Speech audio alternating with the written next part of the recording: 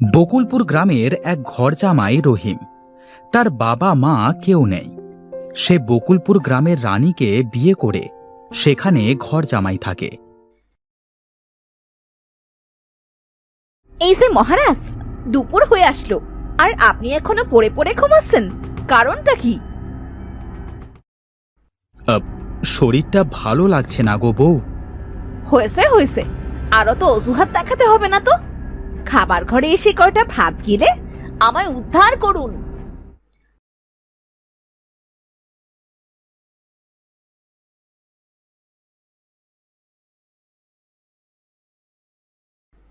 নিন মহারাজ, খাবার দাবার খেয়ে বাবার থেকে টাকা নিয়ে বাজার করে নিয়ে আসুন। শোনো গিন্নি, আমি তোমাকে অনেকবার বলেছি আমি বাবার কাছ থেকে টাকা নিতে পারবো না। নিজের তো মুরত নাই 2 পয়সা রোজগার করার, আবার মুখে বড় বড় কথা। ভাতগুলো গিলে বাজারে যাও।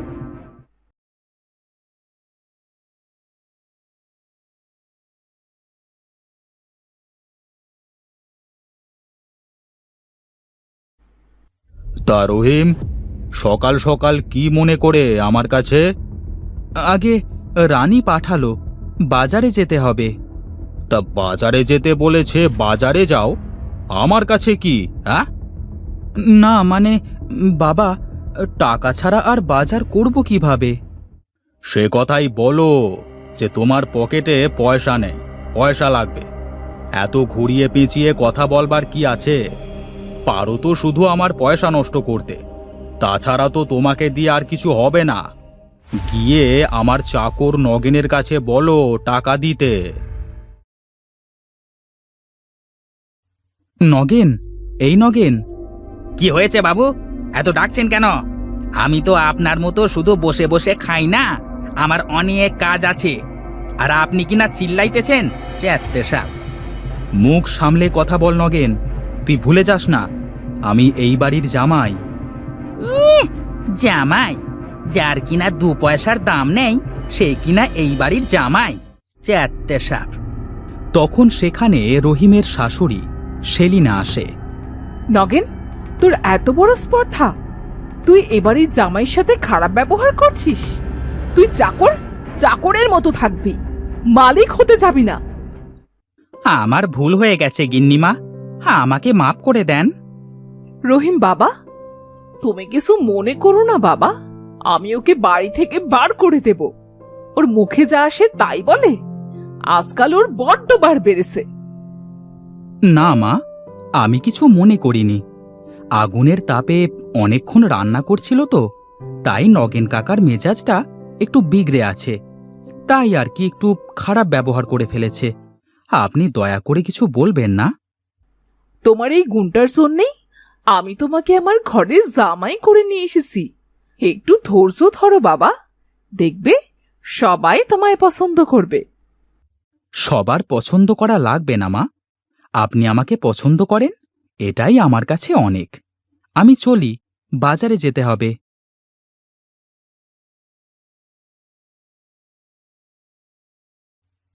এই রহিম আসবার পর থেকে বাবু ওকে দিয়ে বাজার করাচ্ছে, আর আমার পকেটে বাজারের বাঁচানো টাকাগুলো ঢোকা বন্ধ হয়ে গেছে। আর ওর জন্য আজ গিন্নিমা আমাকে এত কথা শোনা। আমি ওই রহিমের বাচ্চাটাকে এই বাড়ি থেকে বের করে ছাড়বো। হ্যাঁ,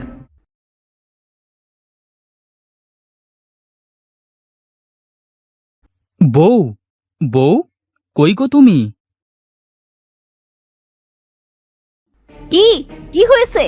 এত চেঁচাচ্ছ কেন? হ্যাঁ, এই নাও বাজার, আর বাজার করে বেঁচে যাওয়া বাড়তি টাকা। টাকাগুলো ফেরত দিয়ে আর ভালো সাজতে হবে না, টাকাগুলো রেখে দাও। কাল আমার বোনের মেয়ে শান্তা আসবে, ও যখন বাড়িতে যায় তখন ওর হাতে টাকাগুলো দিয়ে দিও, কেমন? হায় রে কপাল, ভালো কাজ করেও আর দাম পাচ্ছি না। মাঝে মাঝে মনে হয় সবকিছু ছেড়ে দূরে কোথাও চলে যাই। পরের দিন রানীর বোনের মেয়ে শান্তা আসে বাড়িতে। রানী খালা, ও রানী খালা। শান্তা, তুই এসেছিস? আসতে রাস্তায় কোনো সমস্যা হয়নি তো? না খালা, কোনো সমস্যা হয়নি। আয় আয়, ঘরে আয়, ঘরে এসে বিশ্রাম কর। যা শান্তার জন্যে এক গ্লাস ঠান্ডা শরবত বানিয়ে নিয়ে আয়।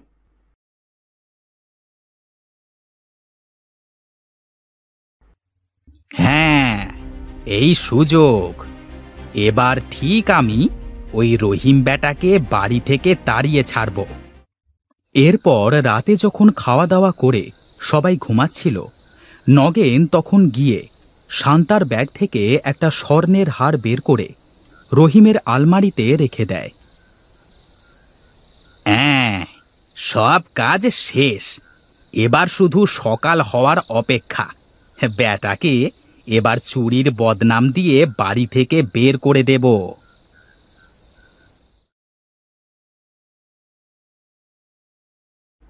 শান্তা, তুই এখনো ঘুমোচ্ছিস? অনেক বেলা হয়েছে তো, উঠে পড়। শান্তা, একটা কথা বলতে তো আমি ভুলেই গেছি। আমি একটা হার করতে দিয়েছিলাম তোদের এলাকার কানুর কাছে। তোর মাকে বলেছিলাম হারটা তোর কাছে দিতে। হারটা কি এনেছিস? ওই দেখো খালা, আমি তো ভুলেই গেছি হারটা দিতে। হারটা আমার সাথেই এনেছি গো, আমার ব্যাগেই রাখা আছে। ব্যাগটা দাও দেখি।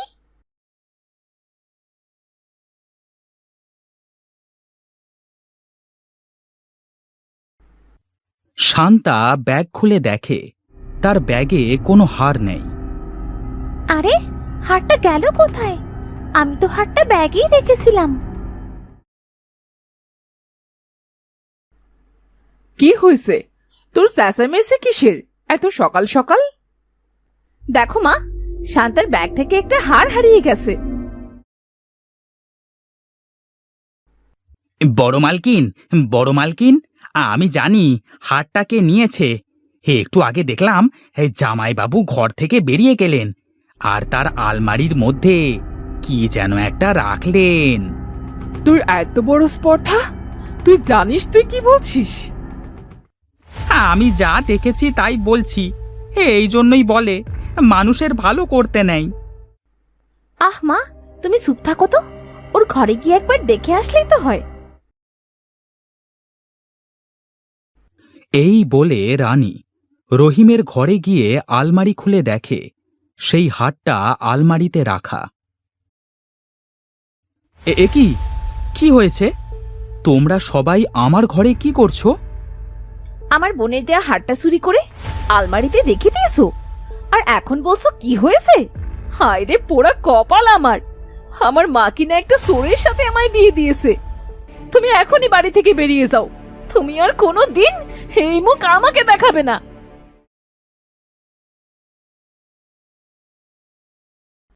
এরপর রহিম বাড়ি থেকে বেরিয়ে আসে।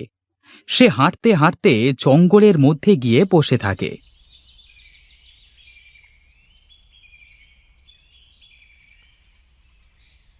কে তুই বালক? এই ঘন জঙ্গলে একা একা বসে আছিস কেন? সাধু বাবা, আমি বড় অসহায়। আমার কোনো থাকবার জায়গা নেই। আমার শ্বশুরবাড়ি থেকে আমাকে মিথ্যে চুরির অপবাদ দিয়ে বের করে দিয়েছে। না না, ওরা একদমই ঠিক করেনি তোর সাথে। তুই এক কাজ কর, এখান থেকে পশ্চিমে গেলে তুই একটা বাড়ি দেখতে পাবি। ওই বাড়িতে একটি বুড়িমা থাকে। বুড়িমার অনেক জাদু শক্তি আছে। তুই তার কাছে গিয়ে তোর সব সমস্যার কথা বল, সে তোকে সাহায্য করবে।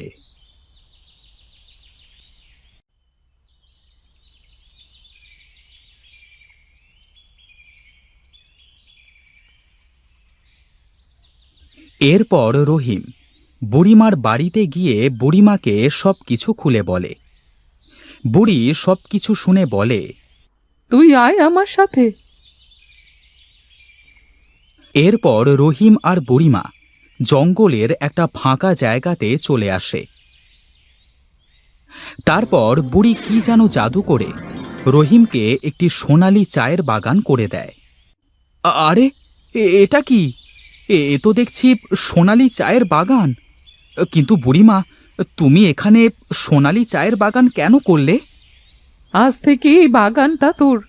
এই সোনালি চা পাতা দিয়ে তুই যদি কাউকে চা বানিয়ে খাওয়াস, তবে সে হুড় হুড় করে সব সত্যি কথা বলে দেবে রে। বলো কি গো বুড়িমা, তাহলে তো এই চা আমার অনেক কাজে দেবে। বুড়িমা, তুমি আমাকে এই সোনালি চা গাছের কিছু বীজ দিয়ে দাও আর কিছুটা চা পাতা দিয়ে দাও, তাহলেই আমার সব সমস্যা দূর হয়ে যাবে। এই পুরো চা বাগানটাই তোর, তুই যেভাবে ইচ্ছে এই বাগানটা ব্যবহার করতে পারিস। বেশ, তোর যা ইচ্ছে এই নে বীজ, আর তোর যদি পাতা লাগে এই বাগান থেকে নিয়ে যা।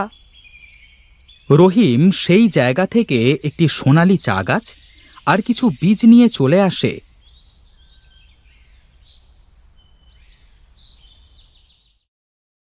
তার শ্বশুর বাড়িতে। এই তোমার কি একটুও লজ্জা নেই? হ্যাঁ, তখন সেখানে বাড়ির সকল সদস্য চলে আসে। মা, বাবা, বউ, আমি কোনো হার চুরি করিনি, আমি সেটাই প্রমাণ করতে এসেছি। আমি জানি হারটা নগেন কাকা আমার আলমারিতে রেখে এসেছিল।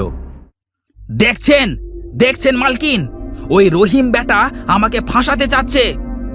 কে কাকে ফাঁসিয়েছে তা এক্ষুনি প্রমাণ হয়ে যাবে। মা, এই নিন, এই সোনালি চা পাতা দিয়ে 1 কাপ চা করে আনুন।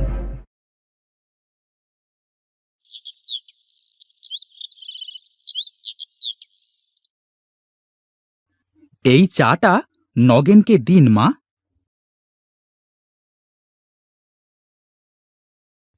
নগেন চা দেখে লোভ সামলাতে না পেরে চাটা মুখে দিতেই সব সত্যি কথা বলতে শুরু করে।